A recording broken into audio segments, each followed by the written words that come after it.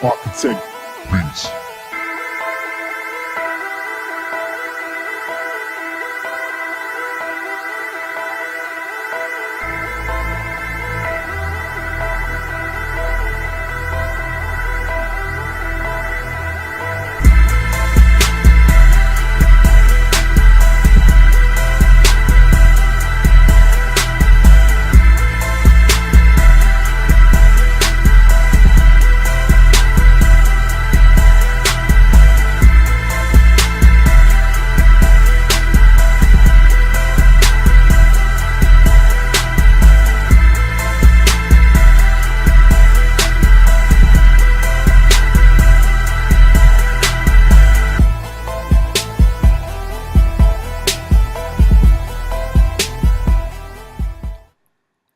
Yo, yo, soul searchers, welcome back to another entry of Sessions with K Soul. I'm super excited right now. I'm at the start of the K Soul Georgia Love Tour. Just completed a really great studio session with the one and only Jug of Arkatech Beatz. Can you say hi to the soul searchers? Peace, soul searchers. So, man, we want to take some time and get to know Jug today. Can you tell us what or how did you decide to get into music? What influenced you? That's a tough question. Um, I think initially what kind of influenced me to get into music in general is my parents forced us to take piano lessons. Mm. So that's kind of where it started. And I never thought that I was going to continue into music. But then it was certain hip hop artists that I started to listen to young.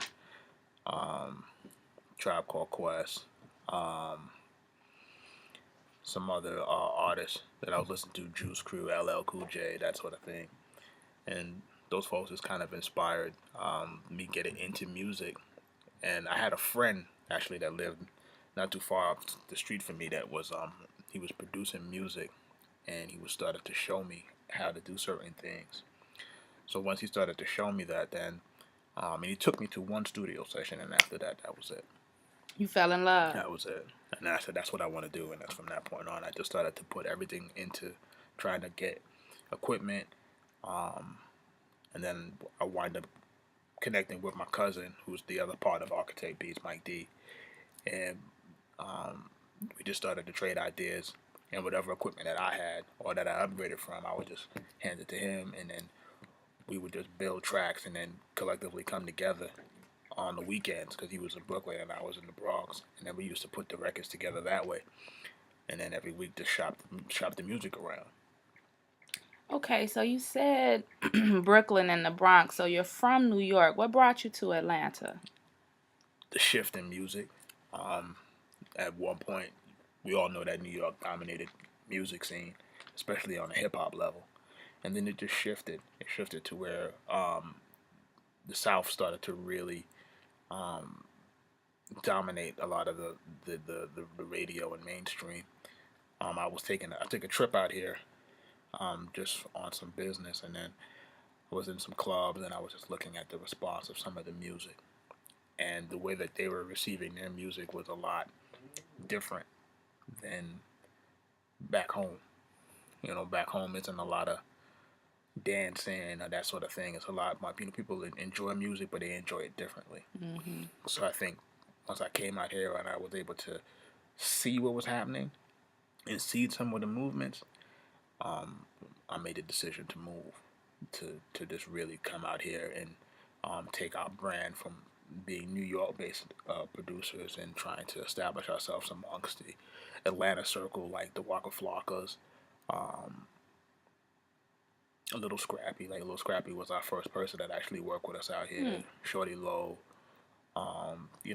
those set of people. So they kind of started with us, and then we were able to grow from there. So when you're putting together a beat, can you kind of tell us what your process is as you put the beat together and decide to put it out there? It sometimes vary. Sometimes it may start with a chord progression. Other times it may start with a sample. Mm. Um, Typically, it would be a sample, because we like to use samples. We're New York-based producers. We used to shop for records. We used to play records and sample from records, and then take those records and elements and either chop them up or replay them or add on. Um, Lately, it's been a lot less samples because now we wanted to make sure that the music that you have you can put out without having any copyright restrictions. So now it's like a little bit less of samples. It's more just played out. But typically, it starts with the chord progressions first, and then we tend to build the other instruments around it. Tend to then build the percussion at that point, and then once you have that chord progression, and then the percussion and drums, then you just try to fill in the other elements as it goes along or what feels good. So how would you describe your sound? I mean, what feels good to you? Personally, aggressive music feels good to me. Personally, I mean, a lot of folks may not really agree with that, but that's just how I come up on a lot of aggressive music, aggressive content. So I kind of prefer it. But I like we were discussing earlier. I just prefer music to have an emotion to it. If it doesn't invoke some sort of emotion, I don't feel like you're really doing your job as a musician or an artist. I feel like it's either supposed to make you happy, either supposed to make you sad. You're just not supposed to listen to a song and then it's just Absolutely. no type of anything, no feeling. So I think it's supposed to invoke some sort of emotion on some level because you're really transferring your emotion into it or what you felt at the time, and you're trying to put that into an artistic body of work and then present that to the world to see if they can feel what you felt when you did something. Absolutely. We all know that music should definitely have an emotion to Absolutely. it. I mean, people want to be able to connect with the feel of the song as well as the Right. words. So, if you had advice for some young producers that are out here trying to get into the game, give us 5 things that you would tell them to apply as they try to move forward in their musical careers. The first thing that I would tell any new producer is to get your hands on as much music literature as you can get your hands on. That's the first thing, especially as it relates to the music business, copyright, publishing. Those are the areas that you're going to take the biggest beating in if you're not equipped to deal with that. Um, the second thing would be to get yourself really acclimated to the whole copyright process to help to protect the work that you make. And the third thing that I would say is hmm, is to definitely have a situation where you're active on social media Hmm. so that you can promote yourself. That's probably one of the more important things is to really be in a situation where you can promote yourself and really try to. The last thing is really to try to make the music that sounds good to you. I think a lot of people get caught up in following trends and get caught up in making records that sound like everybody else's. Hmm. Whereas, you know, you just don't. It's your own art, so you're supposed to just put it together, and then in the age that we're in, we can always give it to the world, and they can always make a decision on whether they like it or they don't like it. But it just helps to keep balance in the music industry. I think when you have too much of one thing, it kind of creates the situation that we have now, where there's like a drought of good music. Mm. So that being said, I mean, do you even concern yourself with what people will think, or once you put it out there, it's just out there? Earlier in our career, we used to think about that, what people would think or what, but what typically happens is what you think isn't what the consumer thinks. Without being able to get real accurate market data and being able to survey people and to really get a true idea of what they think or feel, you don't know, and it's like you're really chasing a ghost. If you really think about it, it's like you're putting something out there, or you're looking to get a reaction that you don't know if they're going to react to it or not. So the best thing that you can do is do something that's true to yourself, because that's the only way that you're going to be able to continually do it. You're not going to, if a person is trying to put something out for an immediate result and they don't get it, then those are the people that fall off. The people that do it for themselves are the ones that can continue to and persist through it and persist through the highs and lows that the industry can most definitely give you. Man, absolutely. That's some great advice, soul searchers. You must stay true to yourself, not just in music, but in all things. You need to feel good about what it is that you're doing. So, if you don't know, Arkatech Beatz are platinum selling producers. Can you tell us who are some of the platinum artists that you have produced for over the years? Um, like Nas, The Game, uh, Wu Tang affiliates, Raekwon, RZA. Um, it's a list. Um, A list. Y'all hear um, that? who else? Recently, Jadakiss, um, Big Pun, Terror Squad. We're talking about like Waka Flocka, Alley Boy, Sahai the Prince. These are like relatively new folks, but they're hot on the Atlanta scene. Um, just it's the list about Meek Mill. So it's a long list of folks. The list goes on. So, man, with you having the experience that you have and the connections that you have, you decided to work with an independent artist like myself, which is much appreciated. Tell us what makes you decide to work with a independent artist. What do you look for when you decide to work with an artist who may not be as known as your usual clientele? Well, what we decided that we wanted to do with this whole thing was to, like I said, initially to give back, and initially really to, because we understand what it is to try to get into a situation where no one wants to help you.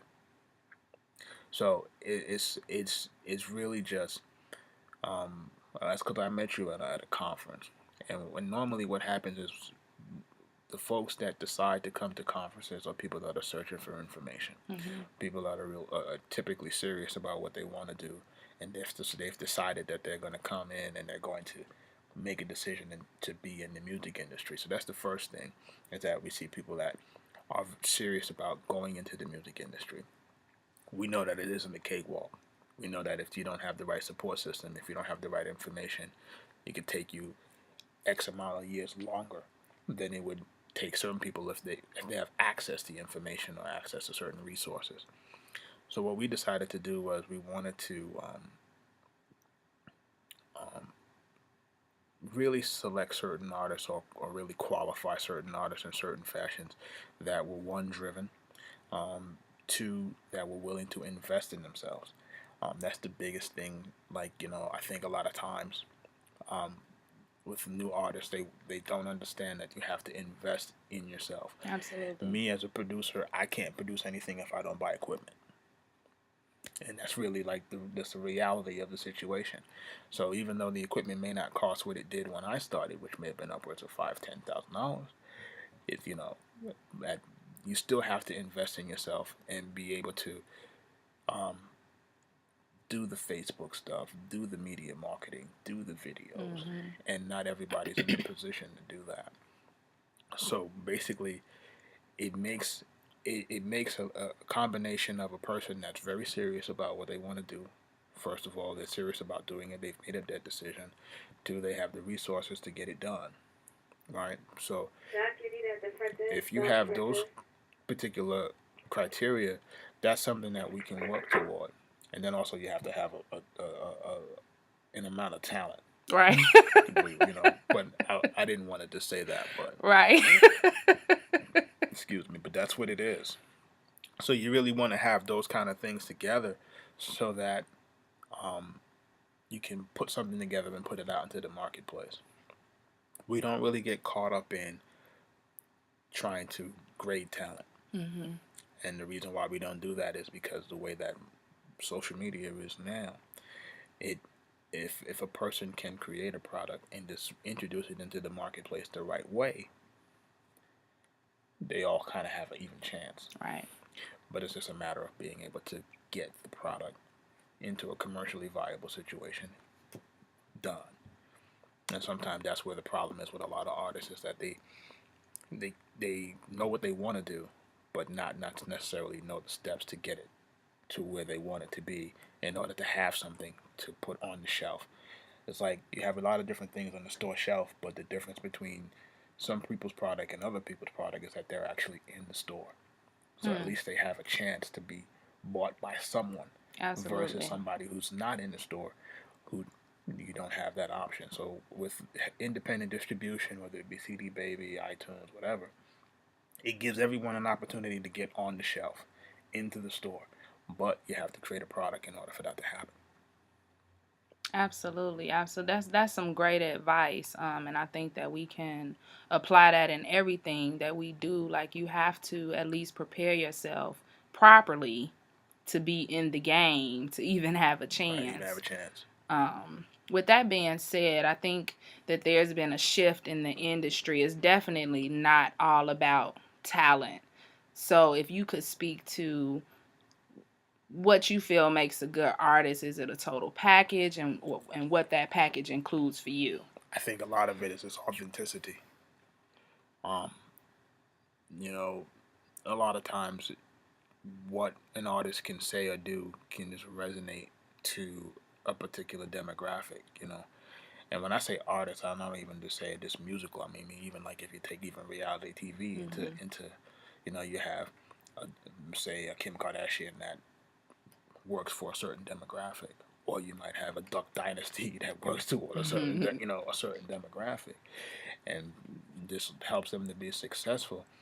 But it's, you know, all love and hip hop situation. It's just, it is what it is. It's like people are going to gravitate to what they feel is authentic and what they feel that they can actually connect to. So my advice is always to, one, be authentic, create what you feel that you want to create from yourself or for yourself, and then you put it out and you promote it. And you know, promotion is really the key. It's not you know, people will like what they like, but if you can get it in front of a large enough audience, then you can pick out who likes you, and then you can continue to work those folks into being fans or consumers or clients. So, well, first of all, how long have you been in the game? That's a trick question. You trying to tell my age? Our first record is 1998. So that was, you know, our first record is Big Pun, Capital Punishment, 1998, April 28th, 1998. So we recently just made 16 years. Oh man, well, congratulations on that. So, in looking back over the span of your career thus far, what would you say is one of the biggest lessons that you've learned over the years? The biggest lesson. The biggest lesson is really don't wait for later. Get it now. And it really, you know, in this business there isn't any later. You know, it's either you're getting it now or you're not getting it at all. Wow. Now, those are words to live by. Either you're getting it now or you're not getting it at all. Yeah. And I can absolutely appreciate that. I mean, you're not yet. You have to look at it like there may not be any second chance. You know, like you have that opportunity to meet that one person at that time, and that's the time that you have to do it, or you have that time to make that deal, and that's it. Like it's hard to get the iron to strike hot more than once.